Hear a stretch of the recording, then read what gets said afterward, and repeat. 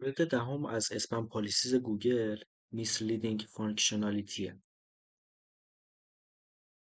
توی این مورد گوگل توضیح میده صاحبای سایت باید وبسایتی با کیفیت بالا ایجاد کنن که کاربر بتونه از سایت استفاده کنه و سایت هایی که به دروغ میگن که ما امکاناتی داریم و بیاید از اون امکانات استفاده کنید ولی در واقع اون امکانات رو داخل سایت خودشون ندارن، سیاست های گوگل رو نقض کردن و جریمه میشه. راجع به این موضوع دو تا مثال زده و توی اولین مثال گفته که سایت هایی که به صورت دروغ به شما میگن که ما اعتباری به شما میدیم تا بتونید از اپ استورها خرید بکنید و وقتی وارد سایت میشید هیچ اعتباری نیست و کاملا دروغ بوده. مثال دوم سایت هایی هستن که میگن یه کاری رو انجام میدیم، مثل اینکه یک پی دی اف رو تبدیل به ورد کنیم یا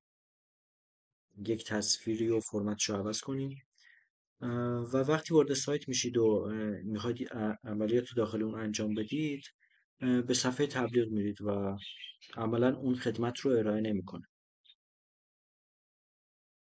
به صورت کلی میشه گفت که اگر